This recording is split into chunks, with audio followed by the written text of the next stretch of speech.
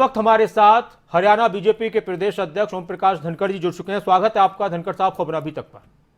जी ओम प्रकाश धनखड़ जी, आज का दिन वाकई में एक बड़ा दिन किसानों के आंदोलन के लिहाज से, कृषि कानून के लिहाज से और आपकी पार्टी के फैसले और सरकार के फैसले के लिहाज से किस तरह से इसको देखा जाए?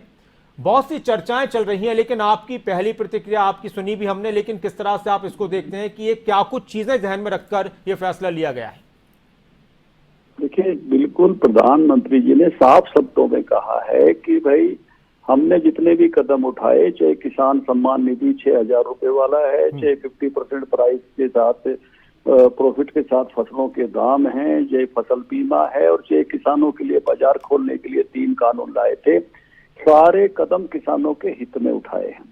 लेकिन 3 कानूनों के बारे में एक समूह में गलतफहमी पैदा हुई जिसको हम दूर नहीं कर सके और इसी कारण से अब उनको वापस ले रहे हैं। ये उन्होंने बड़े स्पष्ट शब्दों में कहा है। हमने प्रयास किए, उन्होंने भी प्रयास किया अपने संबोधनों में, संसद में भी किए, हमने भी किए लोगों में जाके। लेकिन उसके बाद भी कुछ लोगों को ये जचा हुआ था, कुछ लोगों को ये लोग जचाने में कामयाब हुए कि भाई इनसे लाभ नहीं हो रहा। तो प्रधानमंत्री जी ने कहा कि ठीक है, जब इनको नहीं जच रहा है तो हम इनको उस नाते से कामयाब नहीं हुए हैं तो इनको संवेदनशीलता के साथ बड़े मन से उनको वापस ले लिया। मैं उनको साधुवाद देता हूँ, उनका अभिनंदन। धनखड़ साहब, एक सवाल और है। आप प्रदेश अध्यक्ष हैं और आप खुद किसान मोर्चा के राष्ट्रीय अध्यक्ष भी रहे हैं और खुद आप खेती से, किसानी से जुड़े हुए हैं। एक विरोध जो लगातार होता रहा है बीजेपी जेजेपी के नेताओं का हरियाणा में किसानों की तरफ से, अब आपको लगता है कि अब ये चीजें भी खत्म हो जाएंगी?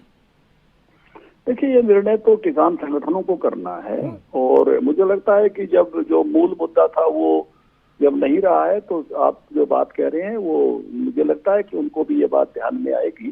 तो उस नाते से वैसे भी लोकतंत्र में किसी भी दूसरे को बात कहने से रोकना, उसको कोई भी उचित नहीं मानता। लोकतंत्र में जो है वो जिसको कहते हैं कि बातों का युद्ध होता है, उसमें कोई दूसरी तरह का जिसको जोर जबरदस्ती की बातें उसमें नहीं हुआ करती है। तो इसलिए जबरन रोकना वो कोई भी उसको लोकतंत्र में उचित नहीं मानता। आप अपनी बात कहिए, बाकी लोग अपनी बात कहेंगे, लोगों ने तय करना है, क्योंकि असली मालिक जो है वो जनता होती है। इसलिए सबको अपनी अपनी बात कहने का सुगमता पूर्वक अधिकार देना ही सच्चा लोकतंत्र है। और शुक्रिया ओम प्रकाश धनखड़ जी खबर अभी तक के साथ जुड़ने के लिए।